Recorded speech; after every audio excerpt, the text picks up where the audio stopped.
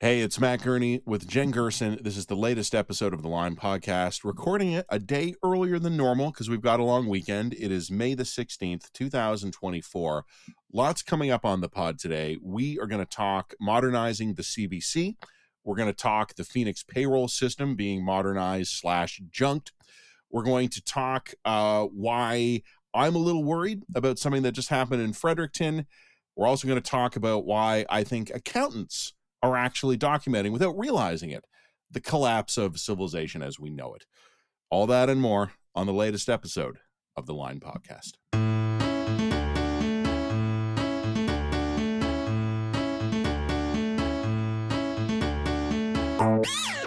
This episode of the Line Podcast has been brought to you by Unsmoke Canada. Canada can be a global leader in reducing the harm caused by smoking, but it requires actionable steps, including giving adult smokers the information they need to choose potentially less harmful alternatives. Learn more at Unsmoke.ca. Well, hello, Jen Gerson, and where are you? Today, I'm in Tucson, Arizona, which is quite the adventure for me. I've never actually been here before, and let me tell you, the cacti are spectacular. So I asked everyone what it is like. Here we are in mid-May. I'm like, hey, Jen, what's Tucson, Arizona like? You know what her literal one-word answer was? Hot. Yes, it's better. I feel like I learned so much. Also, it's so strange when you live in Canada because you don't think of Americans as being different until you're in America.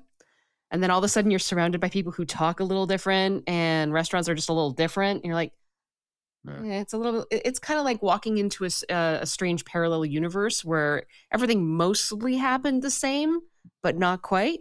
So I'm surrounded by Americans. I feel like we've been living in one of those for the last 8 years. Well, but yes. I noticed also the cacti and the type of biome also feels extremely alien. So I'm really enjoying it because I needed a break and I needed to get out of Calgary for a little bit.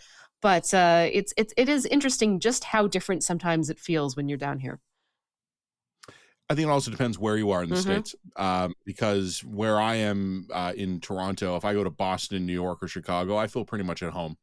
If I go to the southern states, I feel like I've gone through the looking glass. Yeah, yes, it has a looking glass kind of quality to it. You're right, but in a very pleasant sort of, it's so nice to get away for a few days. So anyway, I'm here doing a conference. Love Americans, love the States. Love Americans, but you are a little different. We're just a little different. But you're also just the same enough to make the difference seem all the more incongruous. It's very strange. It's kind of like when you have a sibling who's just a little bit different. Or like a twin where one went a little off the rails. You know what I mean? Maybe. Okay. Well, we got lots to talk about today. I mean, obviously have fun in Arizona, and just so everyone knows, we're going to release this at the normal time, but we are recording it a day early. My day is just absolutely jam-packed. For the next 2 or 3 days, I'm going to every 15 minutes I'm booked. So, well, look, we've got time zone differences between you and I, more than normal.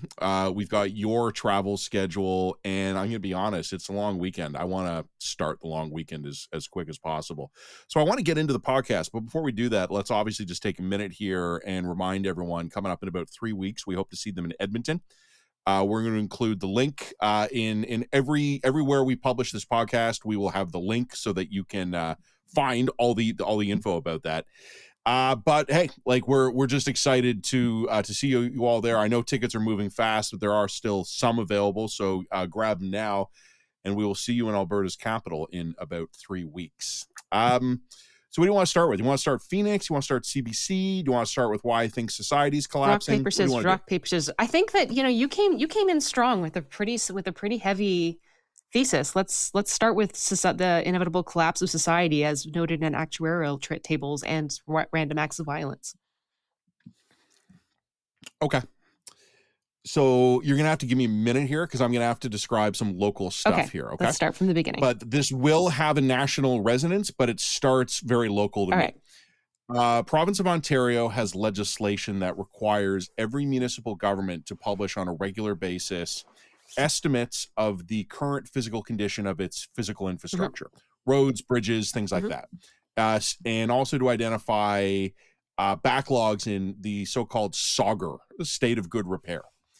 And this is done every 4 or 5 years. I don't remember. The city of Toronto just came out this week with its latest report, and it's a catastrophe. So the city over the next 10 years has budgeted $14 billion for upkeep and replacement of existing infrastructure. But the city's own numbers reveal that the actual need is $40 billion. So I'm not great at math. I'm kind of notoriously bad at math. But like, I got my calculator app out and I took 40 minus 14. That's $26 billion the city of Toronto needs over the next decade. And this is the important thing, just to hold the line on services. And talk to anyone who is in or visits Toronto. The city's a mess. The city has visibly decayed in recent years. Yes. So, and it's all the more striking for me because I used to live in Toronto. So when I visit, it's with these year or 2 year long breaks. So I get like the strobe light effect in terms of getting a feel for the city, and like it's dirtier and messier and more declined every year. And but also like physically decaying, like the state of our infrastructure. Now, I could be an optimist about this. I could say, well, the only thing we need is $26 billion more than we have. But I'm a cynic on this because I don't think we're going to get it.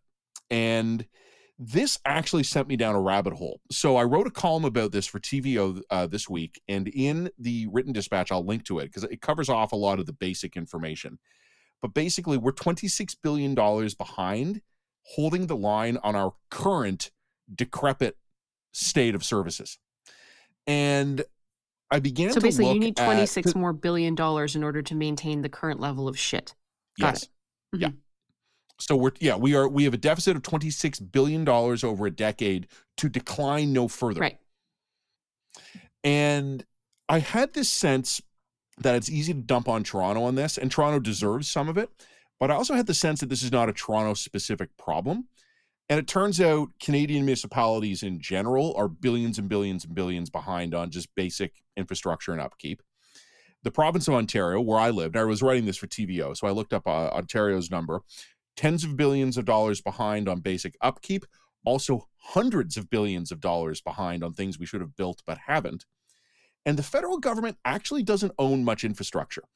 Something like 95% of national publicly owned infrastructure is owned by municipalities in the provinces and territories. Mm-hmm. The remainder is just like the extra 5 or 6% is divided between Indigenous governments and the federal government.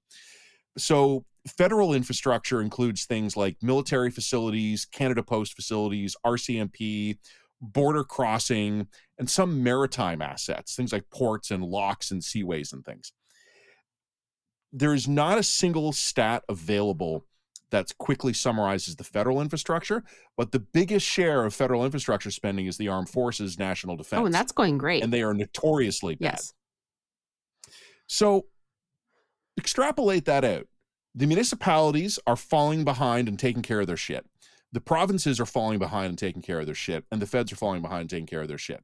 Meanwhile, of course, we are spending massive deficits because we're not actually taxing the population enough to support current consumption, and we're also not keeping up with basic upkeep. Cool. And I started to think about this. So you're spending more and more in taxes to get less and less and less out of your citizenship. I started to think about really basic philosophical first order stuff. What is the purpose of government? Like, why do we have it? You, my like slightly libertarian weirdo friend, like... Oh, no, you don't have to be a slightly libertarian weirdo friend to note that there are appropriate orders of government. There are appropriate things for governments to be doing that other sectors of civic and private society cannot do. There are I don't want to privatize policing. That's one of the two. The two purposes of government that are basically uncontroversial are to provide security, whether it get external, like military security against external threats, or internal security, which means police forces, court systems, and jails and correctional facilities. Firemen as well. If my house is burning down, I would like to be able to call the service to resolve that problem.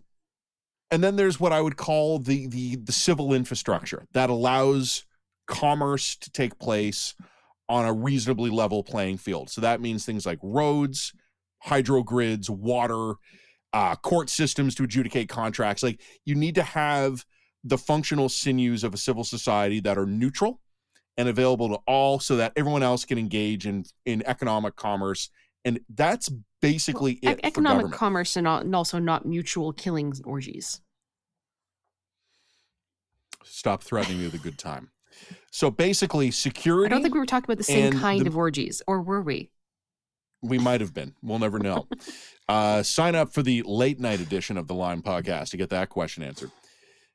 So two basic purposes of government: security, external and internal, and the sinews of a social order and economic system that allow the rest of society to function. Right. And I started to think about it. We're not doing a good job on any of those things. No, while at the same time So- trying to expand the scope of government action into deeper and deeper and weirder areas poorly. Bingo. Like you have read my mind on this. So like, let's look at the two basic purposes of government. Security. Let's look at external security. Can the Canadian Armed Forces currently defend the country? No. Internal security. And not only that, but because, I mean, you can argue, well, we don't necessarily need, because of our gifted geographic position, we don't necessarily need a federal armed forces that is capable of doing that. No, but then you need to be able to provide enough security or security spending, infrastructure, blood treasure, whatever you want to call to it, maintain our to alliances. maintain our alliances, to make sure that continues to be the case. And are we meeting that low bar? No, we're not. No. And then you look at internal security, and I thought of 3 columns that I've written for the Line in just the last few months. The cops are giving up. The court system's collapsing because we're not appointing enough judges. We talk about bail reform all the time because the people are pissed off at the number of violent criminals that are just out there. Well, the number of violent External and criminals who internal are just security. coming in and out of the system, and therefore, because we all know that the vast majority of crime is committed by a fairly small number of people. So if you don't actually keep these people restrained or under control in some way, and they're just allowed to cycle in and out of the system, you're just going to see compounding effects in terms of crime. So we're dropping the ball on external Right. security and internal Yep. security. And then I pivot to, well, at least the government is doing a good job providing the basic sinews that allow normal civic and economic life to occur. And then I look at just billions and billions and billions of dollars of deferred spending on upkeep. And the thing that pisses me off, Jen, about upkeep and basic infrastructure repair, it might be controversial to build a new thing. Because you've got like 4 problems if you want to build a new thing. Some people aren't going to want it. Yeah. Some people are going to want it, but they're not going to like what you propose. Some people are going to like what you wanted, and they're going to like what you're proposing, but they don't like where you want to do it. And then some people who are on board with those 3 things, they don't like who gets the contract to do the work. So I get it. I understand that it's hard to build new stuff in our political culture. I'm not excusing it, but I get it. But I'm talking about taking the stuff we currently have and making sure it doesn't fall down. That's not controversial. And we can't do that. Or shouldn't be. Ought not to be, really. We're just too incompetent. Yeah. So as I was writing this TVO column, and I was writing it very much in the spirit of, okay, we've got some Ontario data here. I'm writing for an Ontario audience. But I began getting this weird existential inkling that government, and I'm not talking about feds, provinces, or municipalities. I'm not picking on anyone. I'm attacking all of them. What the fuck are they doing? Why do we have them? Like, the 2 core purposes, they're failing. But that's okay, because we've got a school food program we're going to launch. Badly. Or Doug Ford wants to build a new freeway. In the wrong place. Okay. And kind of shittily. That probably also will not be upkept, by the way. Don't forget, the city is falling apart, but Olivia Chow wants to talk with me about how Israeli Independence Day is divisive here. Or how about the fact that we're getting a pharmacare for 2 narrow and specific issues, diabetes medication and for contraceptives. Or what's the other one that they introduced? I can't even remember. Oh, childcare, which is kind of falling flat on its face in a lot of provinces. No. It's as I said, we're completely abandoning the basic core structure of government, the most fundamental aspects of what a government is meant to be doing, because our government is and always has been like a bunch of magpies who can't prioritize any of their actual needs and are constantly chasing the next shiny thing. So in other ways, a lot of the problems the government has is parallel to the problem that the CBC has. Haven't as citizens have failed to clearly communicate our expectations to it. And as a result, its mandate and its sense of self and purpose has radically expanded over everything so that it doesn't have enough money to do anything particularly well. passports to me are the fascinating example. And I know it's a little We did bit kind of fix behind the curve the now. passport situation. I got my passport recently, as evidenced by the fact that I'm in America, and it was a reasonable. The wait times were in fact reasonable. I've heard mixed things on that. I honestly don't know if you were the outlier or the norm, and I'm not even going to speculate on that. But passports, even though we fixed it, I find fascinating because what worries me is that we now require extraordinary efforts to do ordinary things. Yes, because we had to go through And, extraordinary efforts in order to resolve the passport situation. yeah. Yeah. And and then instead of that being a warning sign, and again, we talked about this a few weeks ago after Justin Ling, our buddy, interviewed the Prime Minister. The number of red flags from inside the civil service about the civil service failing, there's a lot of them. Do we going to talk about that? No. But hey, dental care. Shiny thing, new shiny thing. There's a new shiny thing over there that we could do that's shiny. This is the extrapolation of my expectations are a problem thesis, because the core functions of government, security, and basically those sinews of economic I infrastructure. would probably add in a Canadian context, healthcare belongs in that as well, as long as private healthcare is not an option. And soon it's going to become one because our healthcare system's not doing great. We have coasted on the inheritance of past generations for so long that I think the critical thing is that we're not even aware that we have done that. Like roads and railways and ports and electric grids and clean water for most of us. Sorry, Indigenous reserves in the north. We've had them for just long enough to assume they'll always be there. Yeah, they don't require work. I mean, this kind of pivots rather beautifully and seamlessly into what I was going to talk about this week, which was the announcement that the government has finally decided to scrap the Pheonix pay system. After, all right. Okay, well, you know now, what? no, I don't even think we need to stop and pause, because I think this is so seamless that we can basically go right into it. I think we do need to stop and pause for exciting reasons. Okay, what is our exciting reasons? We will take only this tiniest pause, where we ask you, as always, to like and subscribe. Like and subscribe. This episode of the Line Podcast has been brought to you by Unsmoke Canada, which is dedicated to helping Canadians who are looking to quit smoking understand the full range of options available. Despite decades of government programs and regulations, today nearly 5 million Canadian adults smoke cigarettes. Adult smokers who choose to continue to smoke should be aware that other options exist. Right now, accessing information about these options is heavily restricted in Canada. While not risk-free, alternatives such as heated tobacco and vaping products provide a potentially less harmful choice than cigarettes. Cigarettes burn tobacco, resulting in smoke that contains 6,000 harmful chemicals that are associated with smoking-related disease and death. Heated tobacco and vaping products have the potential to significantly reduce this risk. Health agencies around the world are now considering these alternatives to help end smoking. Updated laws can help adult smokers better understand the full range of options available, including the relative risks of these products. Millions of Canadians smoke cigarettes. Technology exists that can help change that, but policymakers need to take actions. Learn more about how a smoke-free future can be achieved at Unsmoke.ca. So, Matt, I'm going to operate on the assumption that some of the people who are coming to this podcast might not be aware of the Pheonix pay system saga. God bless them. Because bluntly, it's been kind of this low-burning it's a fizzle. Boondoggle. It's been a fizzle for a really, really long time that people have been like, oh, there's another story about something regarding the Pheonix pay system. That was bad, I think, right?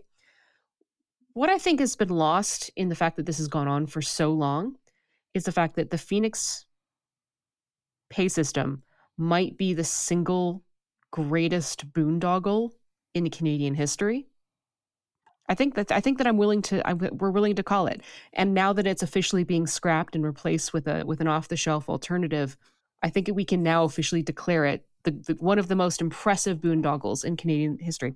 So, for people who aren't aware of this, the Pheonix pay system is spectacular as far as scandals go, because it is how should I say this? It comes over two successive governments. It was actually began with the Stephen Harper government, but both the Stephen Harper government and the Justin Trudeau Liberals carry almost equal blame for it.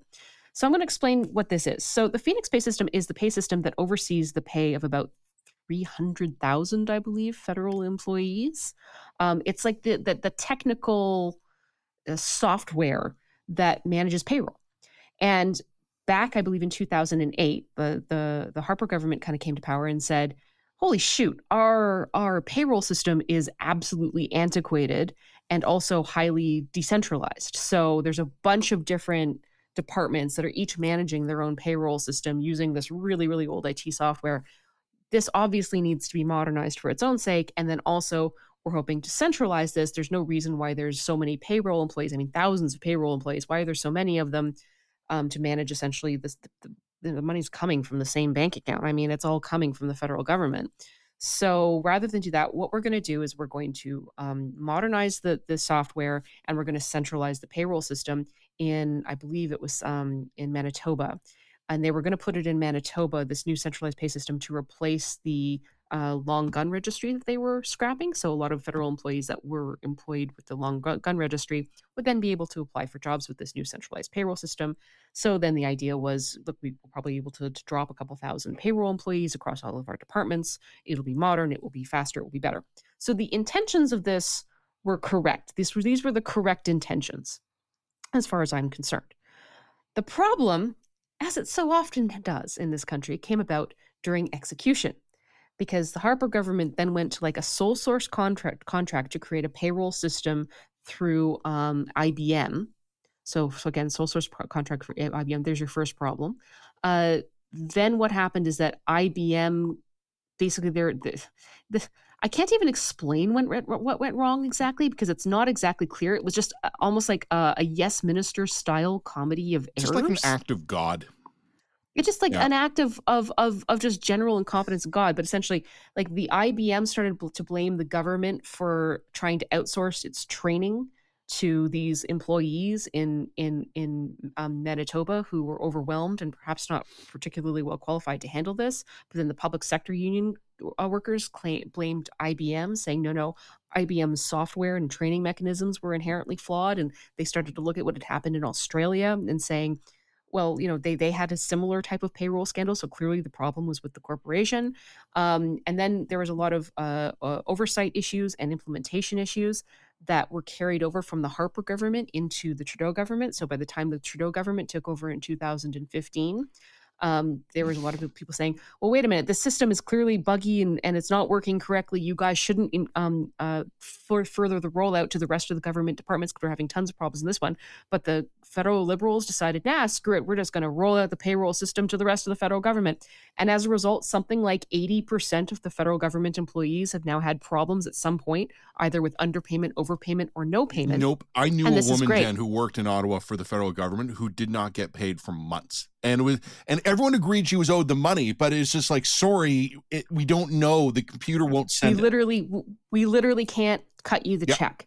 And then so basically this whole thing turned, just so that we're clear, the course of this saga from beginning to end lasted 8 years, where the government tried to implement and salvage this like freaking payroll system.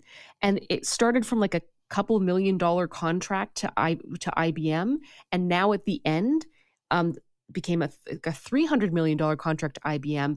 And now when you take all the costs and lost productivity and labor and everything into consideration, it's going to cost the federal government $4 billion over the course of this 8-year boondoggle.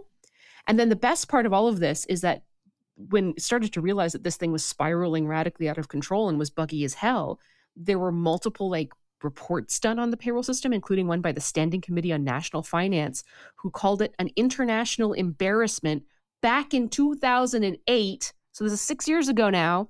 And the Auditor General in the same year who called it, and I quote, an incomprehensible failure of product management and oversight. And yet, did we stop, scrap it, go to a more practical off the shelf? No, we kept going, man. We just kept doubling down on the Pheonix payroll system for years, until finally someone has decided, yes, it's time to scrap the system. The system is flawed beyond repair. We're going to replace it with hopefully a more tried and tested off-the-shelf method. I think it's a different payroll system called Daybreak, which is now used by other governments and does not seem to be as buggy or as problematic. But look, my takeaway from all of this, Matt, and this follows in from the thing that you were talking about the failure of the most basic functions of government. Yeah. and how a government that doesn't seem to be able to get the basics right, yet can't help itself chasing the next big project. How do civil servants who have to themselves come to terms with the fact that they have not been reliably paid deal with the cognitive dissonance of a government that then tries to do really big, ambitious things and fail?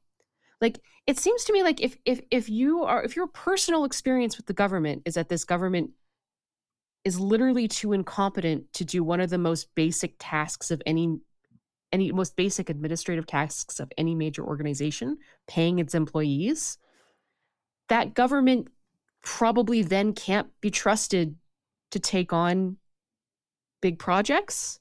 You know what I mean? Like, how do you, like, the humility has to kick in No, somewhere. it You know what doesn't. I mean? Like, Doesn't. Never does. I mean, you can't figure out how to pay your employees, man. Like, I'm sorry, like, and I don't mean to draw the public sector, private sector distinction, because I realize in a lot of cases that's inappropriate. But in this case, it's absolutely appropriate. No, you're right. Like, there are things that are inappropriate to compare, but like, imagine walking into every federal building and there's no light because the federal light bulbs don't work. How about like, just like, if you ran a major corporation of 100,000 people, of 200,000 people, of which there are such corporations, and they had these kinds of payroll problems, they wouldn't. Oh, the irony is the people would quit. Like, you can't. People would be fired. Like, you can't. And they would be investigated by the government. And they investigated by the government. There would be jail time. Like, that would not be an acceptable level of failure in any large corporation. That would not be considered acceptable. And yet we have a government with a demonstrated incompetence running larger, more complicated programs, and with the ambition to run ever larger and more complicated programs.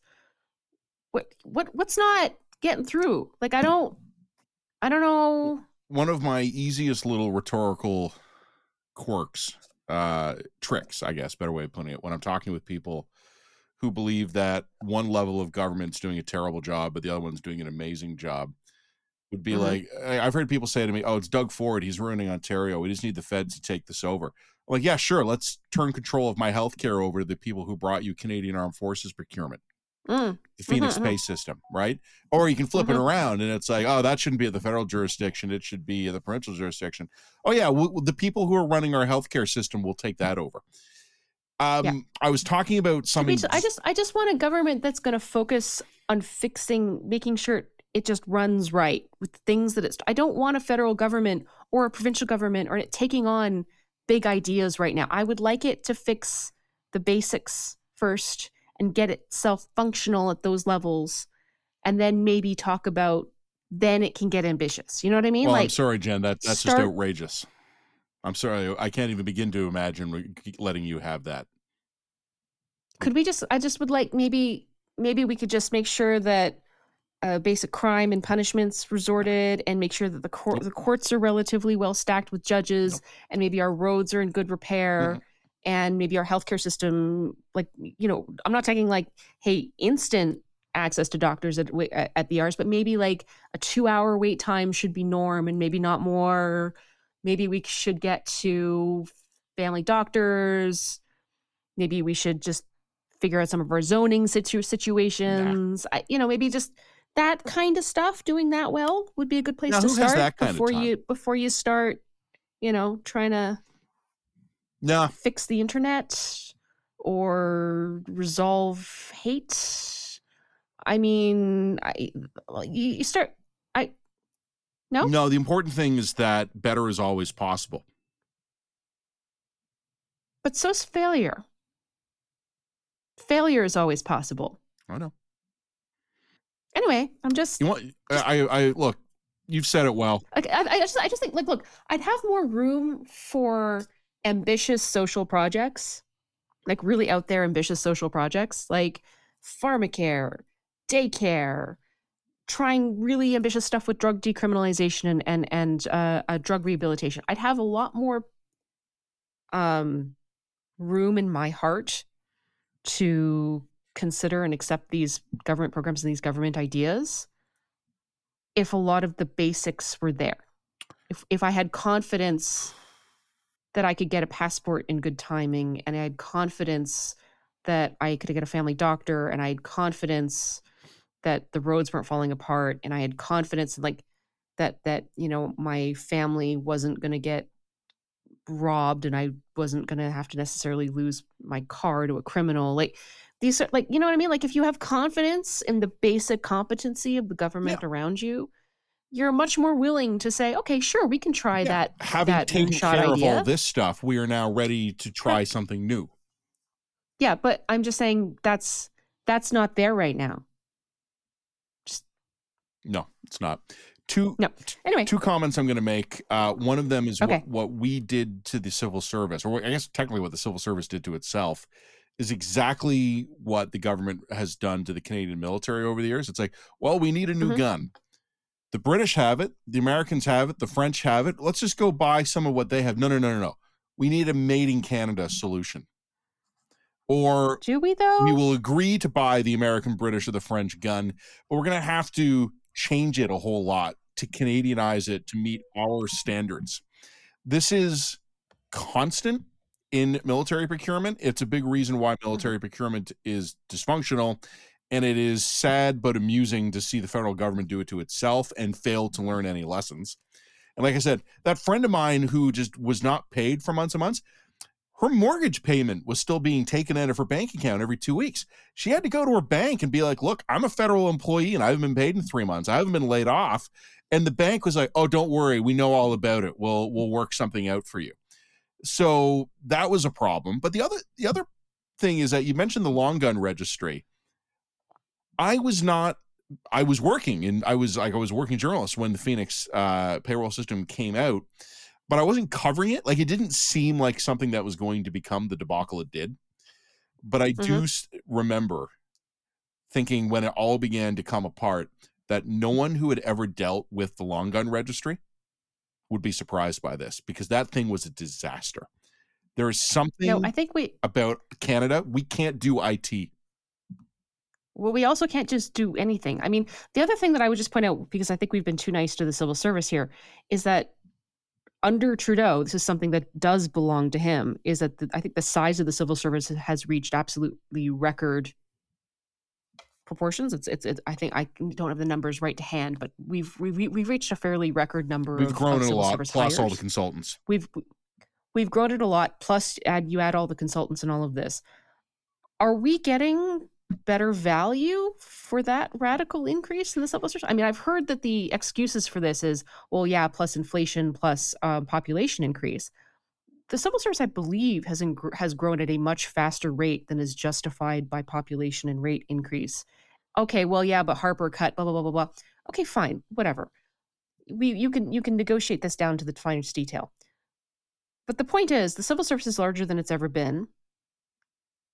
Are we getting good value? Are we getting a good civil service that's producing excellent results for that size? And how are you going to convince me that the problems that we're running into are the result of an overworked, understaffed civil service? I don't see any evidence for that. And I would also point to people's another bit of news that hit the channels this week, and that is the civil service complaining because the Treasury Board issued a note saying that they're going to be required to work in the office for 3 days a week. Yeah. And the civil service saying, but we don't want to work in the office for 3 days a week. And the degree of privilege and insulation, as well as just lack of situational awareness. That's it to me. Yeah. I've been Like, joking on you're Twitter. where the rest of us normal people are back in the office now, hun. Like, Well, I'm in I don't my know what to tell basement you. and you're in Tucson. Well, I mean, you and I work for, but we also don't take government money. We're Yeah. one of the few. On that note, like and subscribe to Line. Please subscribe. You know what it is? I was joking about this a few weeks ago, and I know this is actually our next topic. We want to talk CBC, but I was joking a few weeks ago that Catherine Tate, the president of the CBC, has got to be like a sleeper agent for Pierre Poilievre. Like decades ago, the Conservatives embedded an agent in the CBC, and then she rose up in the ranks, and now she's destroying it from within. looking at the way the federal public sector unions responded to being told to come back one extra day a week in office, it makes me think that the public sector unions federally are being run by conservative deep cover agents too. These Also, people the other could thing I would not be say is, doing more to elect Pierre Poilievre. and also at the risk of earning the ire of the public sector union, one thing that I would observe here is that more people doesn't necessarily make things run better. Often the opposite. Um, There's an Opposite optimal the number opposite. of people. Yes, you don't want to have a set of civil service or a government agency that is understaffed, because you are going to run into problems when people are overworked. No question, no dispute. But there's also the opposite problem, is that when you have any kind of government or this happens in private sector as well, when they're overstaffed, this also creates problems, because it means that too many the idle hands problem becomes an issue, because you wind up having all kinds of too many people doing too little work creates the opportunities for moonlighting and graft and corruption. And I mean, we saw an element of that allegedly with the ArriveCan stand. And just ArriveCan inefficiency. stuff. Nobody knows each other. No one's responsible for anything. Yeah, no one knows each other. So it creates also interpersonal politics and interpersonal issues, and it also tends to contribute to a dispersion of accountability over people. Bingo. So because there's so many cooks in the kitchen and so many people creating fake work for one another, nobody's actually responsible for anything, and nobody actually takes accountability for anything, and nobody can actually really be held to the wall for outcomes. And that is a problem that you get when you're actually overstaffed, not understaffed. I quote. So if you want to make an argument that Stephen Harper was a terrible, austerity. I mean, I don't think the numbers actually bear this out, but if you want to make the argument that Stephen Harper was a big baddie austerity, whatever, that's fine. But you have to stop and consider the possibility that, in fact, what we have a huge problem with the public service right now is that it's overstaffed and undermandated. Yeah. Look, Stephen King. Anyway, that's just my opinion. The author Stephen King, in my favorite novel, The Stand, has this line, and I'm quoting it from memory. I won't nail it precisely. But it's the responsibility was stretched in so many directions, it became invisible. And that's what the public service feels like. So like and subscribe. And I think also there's some interesting military analogies. Don't militaries do some research on stuff like this? Oh, sure. Because militaries do a lot of research on command size. Yeah. Yeah, and at a certain point... They've done fascinating human psychology research on this point. At a certain point, the chain of command is only effective, and you have to take a unit and cut it in two and put two separate commanding officers in charge of it, because it becomes too big and bloated for purpose. And that, throughout history, that's changed. The rate of firepower of the modern infantry weapon has actually resulted in the size of an infantry unit shrinking, because... just way too much was happening. But for sure. You have to have, any organization will either go to like the Rand Corporation, or just through experience will try to figure out what the hell the optimal staffing size is. Yeah, no, look, I'm with you. And I'm not reflexive into austerity. I want a government that is the appropriate size to do the assigned tasks. And right now we have a government that reminds me of that old joke that the bureaucracy is expanding to meet the needs of the expanding bureaucracy. Well, there you go. And that also fundamentally is a political failure. Pheonix, I don't failed to recognize that that's issue, happened. but it's a political issue, but it's also it's indicative of exactly what happens in this country, and it's a very classically Canadian failure. Well, I don't think that Harper was. No one will. No, exactly. No one will get fired. And like, Harper wasn't wrong to want to modernize the system. That the impulse wasn't wrong. There was nothing ideologically inherently corrupt in what he was trying to do. But there were a lot of allegations, like some of the Pheonix Pay employees insufficiently informed the respective ministers in charge, and there was a lack of accountability and chain and command issues. Like there isn't, like, you look at Pheonix and say, well, that one corporation or that one entity or that one corrupt public servant or that one deputy minister screwed up and therefore wound in this. It was a cascade of failures that happened over the course of 8 years, each compounding on every other failure. It was, as I said, it was like an episode of Yes, Minister, so that it's hard to even pinpoint what exactly went wrong and where and why. But that's what happens in extremely overlarge corporations and public services, right? Anyway. Like and subscribe. And then we're going to talk about the CBC. Well, very cheerful so far, usually chipper and upbeat, the Line podcast. So the next thing that's going to happen, folks, and remember, we're recording this on Thursday, so don't be mad if big breaking news happens on the Friday. You wanted to talk with me about the CBC review or the future of the CBC, and you did send me this article, but I've been running around all day getting ready for the long weekend, so I haven't read this yet.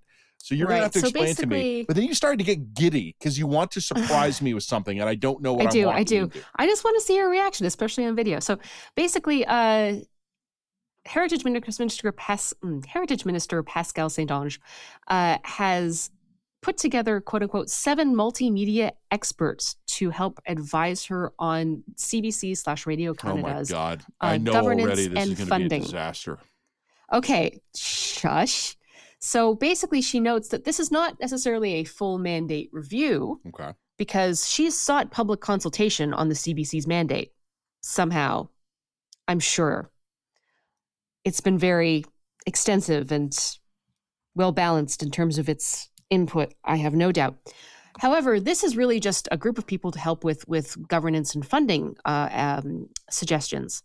And Matt, I would like to read you the names on this 7-person panel. Are you ready? Are you prepared? No, but go ahead. Okay. Marie-Philippe Bouchard, CEO, TV5, Quebec, Canada.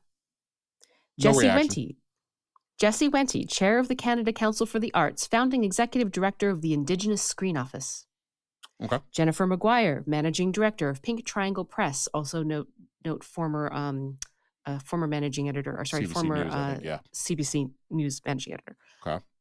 David Skok, CEO and Editor-in-Chief, The Logic, / independent media startup. Mike Anany, Associate Professor of Communication and Journalism, University of Southern California, Annenberg.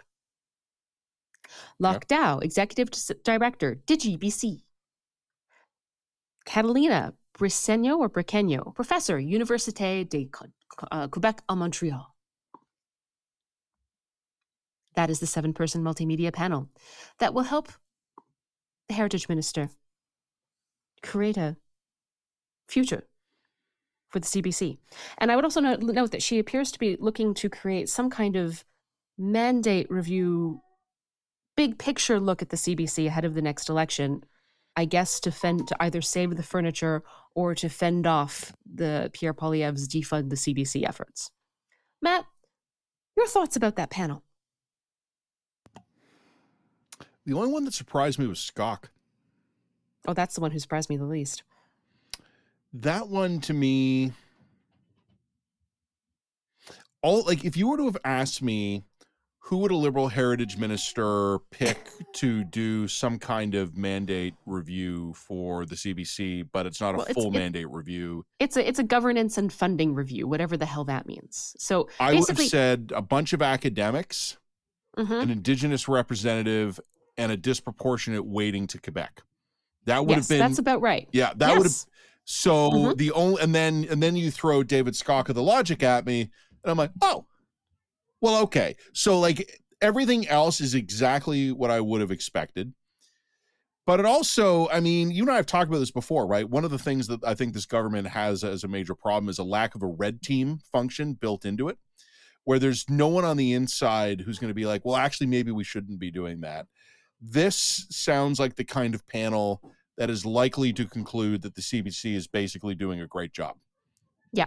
This goes back to my longstanding advice to the federal Liberals, and I will make an equivalent version of this advice to the Conservatives when they're in power, is you need to hire a newly retired Saskatchewan grain farmer, and you need to install him in the Prime Minister's office to just sit back with a trucker hat and a piece of wheat coming out of his mouth and his arm fucking crossed. Nothing proceeds until Lloyd says okay. Nothing proceeds until Lloyd thinks it's a good idea. You need to convince Lloyd.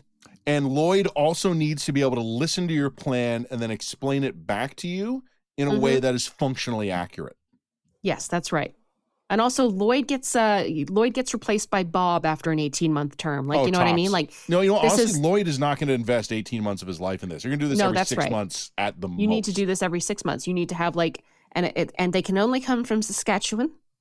Not even Saskatoon. I need rural Saskatchewan, okay? I'm I actually need someone okay with who's the run a idea of throwing in a business. rural Quebecer into this on a rotating basis. Okay, on a rotating basis, I would accept it. But it Rural has to be Saskatchewan to rural. rural Quebec and back.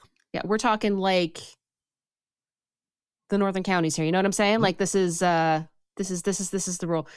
Yeah, I mean, you're not going to get anything from this panel that you aren't expecting, bluntly. And I feel bad for the people on the panel because I'm sure they're coming into it with great ambitions and great hopes and with the best of intentions, and whatever they recommend is going to go nowhere. This is a make work project. Not only because I think Pierre Poilievre is quite serious when he says he's going to defund the CBC, but maybe salvage some version of Radio Canada, the think so, French yeah. language services. So I think he's going to cleave these two things apart, and he's going to salvage one of these things. He's going to fire a bunch of people. So yeah, I think it's a make work project. I think it's a waste of time for the people involved. But also, if you're serious about a mandate review for the CBC, and I've just written about this, about what I think a mandate for the CBC would look like. And trust me, there's no alignment between the mandate that I would come up with the CBC with what any of these panelists are going to come up with. I can guarantee you that. But if you're going to do a serious mandate review, that's not something that you can pass off to a 7-person cloistered Laurentian consensus academic elite in 9 months and then come back with you need to do an actual serious mandate review that is widely open to the public, heavily publicized, and cross-country listening tour. And then you need to assign like a working group of professionals, including lots of professional working journalists, to actually create a vision and a mandate that's workable. The only real working journalist in that group, well, there's Jennifer McGuire. McGuire, I think, actually should be on that panel because of her previous experience with the CBC. But like, you also need like the Richard Strasbergs. You also need like the Menzies, one of the Menzies. There are many of them. You can take your pick. You need me or someone like me. Like, We're just going to do a UFO CBC alien skeptic. abduction of any random Menzies and put them on the panel. Pretty much anyone. You need a group of people who are like, you need a Sue Gardner. Like, you need to create an actual group of people who have practical experience in working in journalism, but also have a real clear-eyed assessment of the problems of the CBC and how to resolve them if they can be resolved. That's not what this panel is. Sorry, it's just a terrible list of people. David Scott, and I'm not trying to in any way be hard on David Scott. David Scott runs The Logic. I like The Logic. Like and subscribe to The Logic if you haven't already. They do really great business journalism. But the reason why David Scott did not surprise me is because David Scott has made a bit of a point about sort of arguing against government funding for media in principle, but then accepting government funding and then even advocating for government funding in practice. I mean, when I testified at the House over C-18, for example, the Online News Act, David Scott was also there testifying about the Online News Act in favor of it on the government's behalf, essentially. So, like, David Scott is not independent media as far as I'm concerned. This doesn't mean that what he does isn't valuable or isn't useful. But at this point, he's not independent media. The Logic's taken the money. And as far as I'm concerned, any organization that's taken the money in government, either in the form of payroll subsidy or anything else, can no longer really claim to be independent media. You're now government subsidized media. And that's what David Scott is. So I have some issues if he's going to be like the token independent media person on that panel. I have some issues with that. I don't think that he's an independent media representative, and I don't think what he says is representative of what the majority of independent media say or think. I'm sure your invite's in the mail. Well, yeah, exactly, right? And I'd say like you and I aren't necessarily representative of what independent media think either. I mean, I think that actually independent media is quite diverse on a lot of different issues. We're grumpier than most, I think. Yeah, especially on what we would consider independent funding. Some independent media are more left-leaning. They tend to be more supportive of government funding. The further to the right you go in the independent media spectrum, the more skeptical we get of government funding. You and I are fairly extreme in our purist take on this. We are absolutely no funding under any circumstances, and we're willing to stay small in order to maintain our independence. So we live by that funding, or we live by that mantra. I do think that even some of the more right-leaning organizations that are to the right of us are probably going to take some form of government funding under the grounds that they think that look, that's the only way for us to compete on an even playing field if the National money's on the Post takes table. the money. Yeah, because it's the only way that they'll argue against it, but they'll take the money because their argument internally is going to be there's a ton of money on the table. If we don't take it, our competitors will. And therefore, there's a competitive disadvantage we're setting ourselves up for. I'm empathetic to that argument. I'm less empathetic to the argument of someone who argues against the money, takes the money, and then actually advocates for government money while claiming some kind of moral purity at the same time. I have more issues with that. That's just my opinion. You can take it or leave it. I had a talk with David recently, and I can't reveal the substance of the talk, but I'm a little more sympathetic to his position than you are. I'm sympathetic to his position. I just like to say that I'm sympathetic to the position of someone who says I have to take the money in order to become competitively viable, and just accepts that I'm against this in principle, but I have to take it to remain competitively viable. I've got a payroll to meet. I'm sympathetic to that. I'm less sympathetic to the someone who says I'm against government money. I am going to take the government money because I have to take it, and I'm going to actively advocate. I'm going to play both sides of this game. I'm going to advocate against government money in principle while taking it, while advocating for it at the same time, and then getting trotted out as like the independent, quote unquote, independent media panelist on a panel to deal with the CBC. Like, what's the like I said, DigiBC thing? I have no idea what DigiBC is. I have never heard of that in my life. Me neither. Maybe that's another independent. I honestly don't know what that is. No idea what that is. Yeah, look, I mean, you and I've made this point before. You and I don't have perfectly clean hands. I write for TVO, and that's absolutely. I've written for CBC. I do CBC panels. Yep. Like, you can't work as a freelance journalist and not work for some organization that takes government money. Unless you're working only for us. Unless you're working only for us. So, if you have some pitches, send us a note. So, like, no, absolutely. Nobody in a corrupted system, there are no clean hands in a corrupted system. But let's just be clear here. What we've established is an irreconcilably corrupted system. Well, the reason we're so weird about not taking the government money is because, oh God, I was going to say something very crude. I just saved myself from saying something very crude. I'll tell you what I was going to say later when we're not recording. Later.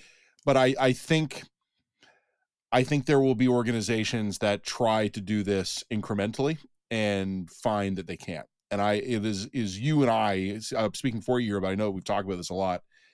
You have got to be in or out, and we've chosen to be out. We're not going to be in this. And it's the first step back is where it all ends. And, my position on this is I don't have any objection to media organizations taking money that is available broadly to other organizations, like the summer jobs grant program. If we had a summer internship, oh sure, summer jobs grant program, because Lloyd in Saskatchewan can do that. Yeah, and I also don't really have a problem with something like the local journalism initiative, which I think is trying to. I mean, I think there are better ways to fix local journalism. But in principle, yeah, okay, you're now fixing a market failure problem. So I have a hard time, or particular like grants for arts magazines. Mm-hmm. I don't really care. I'm not saying that this is going to be perfect or that there should be literally no government money in any guise or form. My preference would be, if the government is going to artificially interfere in the Canadian media market, the appropriate avenue to do that is through the public broadcaster that they are already funding to the tune of $1 billion. Like, it shouldn't be through a million and one little piecemeal programs that gets us all incrementally more and more dependent on government money. Because, they're going to make us all little CBCs. They're going to make us all little CBCs is the problem. But the other issue with, also it creates a professionalization of the entire craft, which also is, I think, a huge problem. Mm-hmm.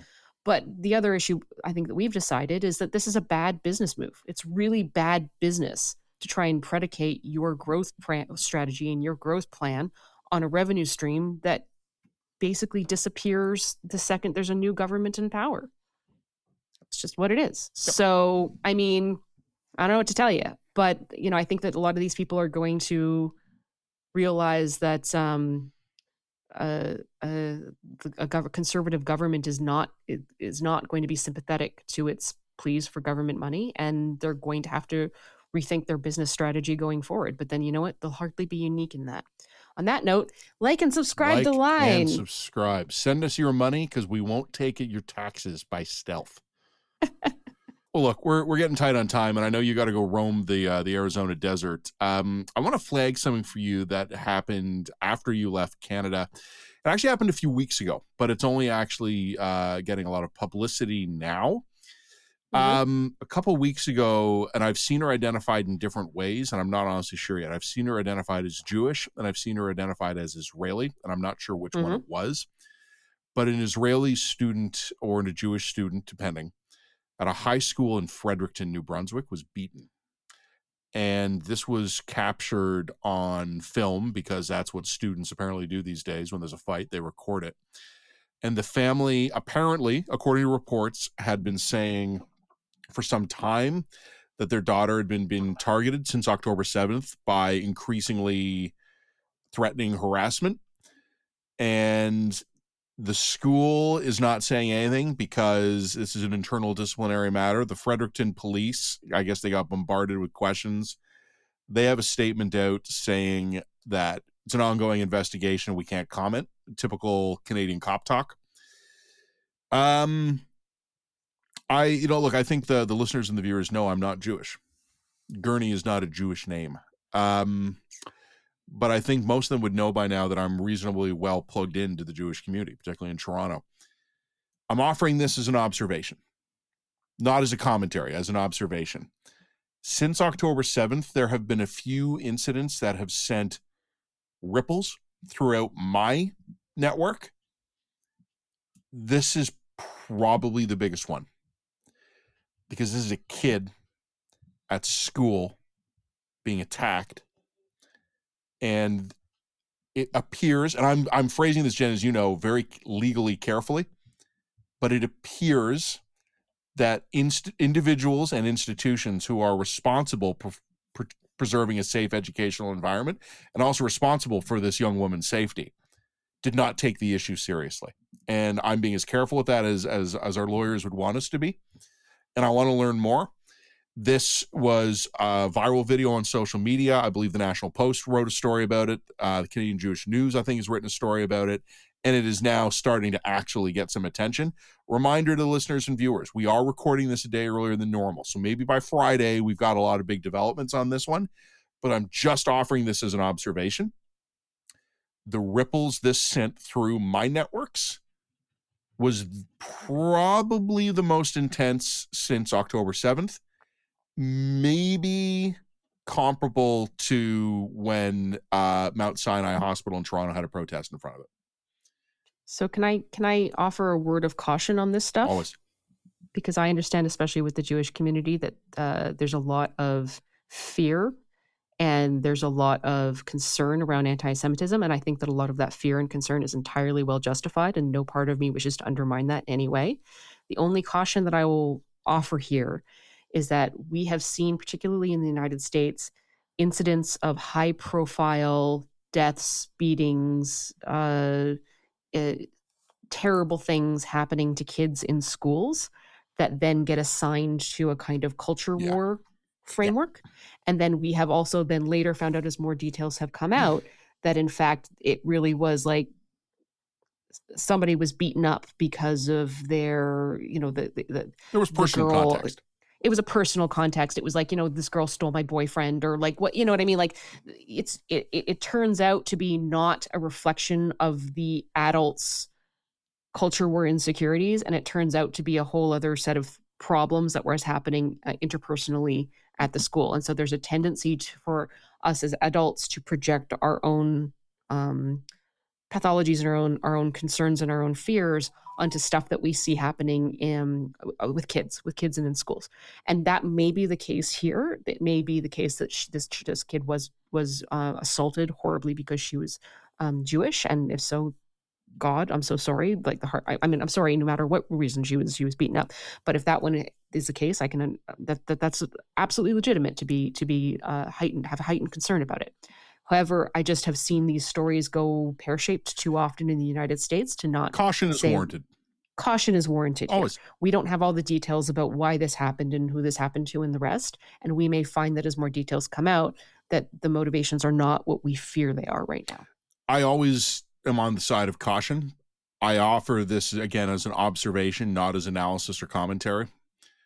But I was saying to you in a different context, even before we started to roll. So it's Thursday. It's a beautiful day in Toronto. It's kind of the first hot day of the year.